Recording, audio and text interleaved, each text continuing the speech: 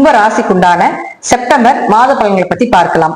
கும்பராசியை பொறுத்த வரைக்கும் பாத்துட்டீங்கன்னா ராசி அதிபதி மற்றும் 12ஆம் அதிபதினு சொல்லக்கூடிய சனி வக்ரத்துல இருக்கார். இந்த ராசி அதிபதி லக்னாதிபதி நல்லா இருக்கணும், அவர் வக்ர கதியில் இருக்கார். வக்ரம்னா இரட்டிப்பு தன்மை, பிடிவாத குணங்கள், இதெல்லாம் அமைப்பு. கொஞ்சம் கோபம் அதிகமாகிறது, தன்னையே அறியாம சில விஷயங்கள் செய்யறது, இதெல்லாம் நடக்கும். அதாவது நீங்களே உங்களுக்குள்ள ஒரு தனியா ஒரு சர்க்கிளை வரைஞ்சுக்கிட்டு அதுல நீங்களே உங்களை வருத்தி கொள்ளக்கூடிய ஒரு சூழ்நிலைகள் இதெல்லாம் கொடுத்துரும்.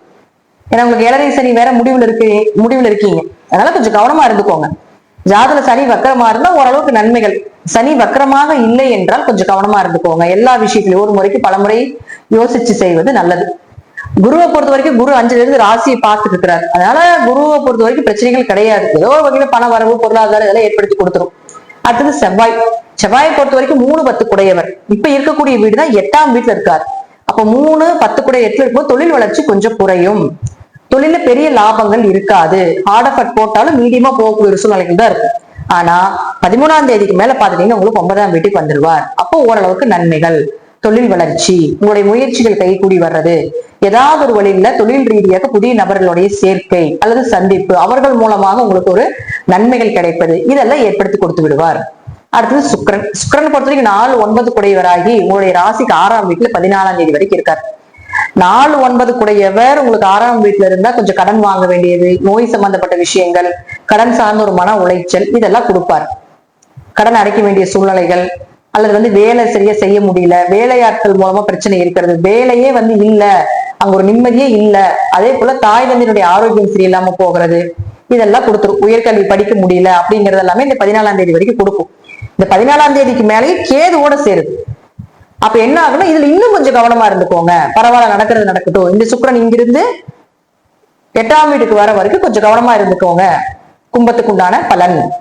அப்போ சுக்கிரன் இங்க இருந்தாலும் உங்களுக்கு ஏதோ ஒரு சின்ன சின்ன மிஸ்டேக்ஸை கொடுத்தாலும் இதற்கப்புறம் இங்க வரவும் ஃபுல்லா தடைகளை தான் கொடுப்பாரு. கேதுனா தடை. அப்ப சுக்கிரன் கேது சேர்க்கை ஒரு ஜாதகத்துக்கு பெண் சாப அமைப்பு. பெண்களாக இருந்தாலும் ஆண்களமும், ஆண்களாக இருந்தால் பெண்களோட கவனமா இருந்துக்கணும். அப்போ ஒரு வேலை செய்யறீங்க அப்படின்னா அந்த வேலை ஆட்களாக யாரு வேணாலும் உங்களுக்கு கெட்ட பேர் பண்ணுவாங்க, தப்பே பண்ணலினாலும். சோ அந்த மாதிரி விஷயத்துல கொஞ்சம் கவனமா இருந்து செயல்படுத்திக்கணும்.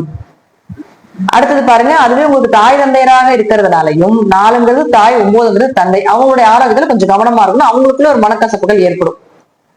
அடுத்தது பாருங்க, சூரியனை பொறுத்த வரைக்கும் கேதுவோட இருக்குது. சூரியன் கேது சேர்க்கை அப்படிங்கிறது முழுக்க முழுக்க பித்ருதோஷத்தை சொல்லக்கூடிய ஒரு கிரக சேர்க்கை. அப்ப பித்ருதோஷத்தை சொல்லக்கூடிய இந்த கிரக சேர்க்கை அப்படிங்கிறது முற்றிலும் பாத்துட்டீங்கன்னா மேக்சிமம் உங்க ஜாதகத்துல இருக்குன்னா இந்த காலகட்டங்கள்ல போய் திதி தர்ப்பணம் கொடுப்பது சிறப்பு. அக்யூரேட்டா அந்த பலன் நல்ல பலனா நல்ல பரிகாரமா வேலை செய்யும். அப்படி இல்லை என்றாலும் இருந்தாலும் கொஞ்சம் கவனமா இருந்துக்கோங்க. ஏன்னா 7ஆம் இடம் அப்படிங்கிறது கணவன் மனைவி திருமணம் பார்ட்னர் சொல்றது.